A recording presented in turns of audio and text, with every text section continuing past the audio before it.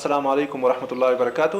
یو پوښتنه چې ډیره هغه هم تکراریږي مونږ ته د دوستانو له طرف نه، دوی اکثره بوټونه اغوندي، اوږده بوټونه اغوندي چې دا کنګرې هم پکې پټ وي.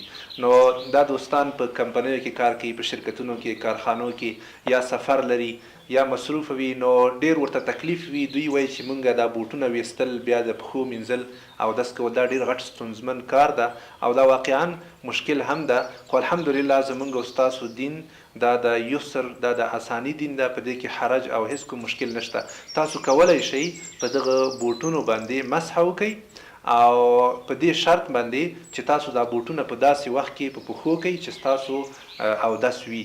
یعنی کله چې اودس وکړه، فرض کړئ د سحر اودس هم وکړه او مکمل پښې مو ومینځلې، له خیره مونځ هم وکړه، له هغه نه وروسته دا بوټونه واغوندئ. بیا چې تاسو په طول د ورځ کې بیا اودسه کیږئ، نو بېغمه په دې بوټونو باندې تاسو مسح کولی شئ.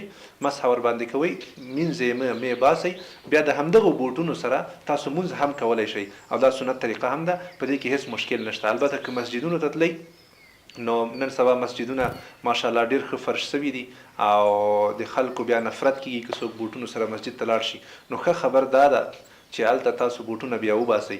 لیکن که په شخصي ځایونو کې وئ، هیڅ مشکل نشته. تاسو د دې بوټونو سره چې پاک وي، تله نجاست نه وي ورپورې، نو تاسو د هغه سره مونځ هم کولی شئ. الحمدلله په دین کې اساني ده. که تاسو نورې هم پوښتنې درلودلې، موږ هم په خدمت کې یو انشاءالله. د قمر انسټیټیوټ ستاسو په خدمت کې ده. کولی شئ د واتساپ له لارې موږ سره په رابطه کې شئ، همدارنګه د وایبر له لارې زنګ هم وهلی شئ. انشاءالله موږ ستاسو پوښتنو ته جوابونه وایو او ستاسو په خدمت کې یو. السلام علیکم ورحمت الله وبرکاته.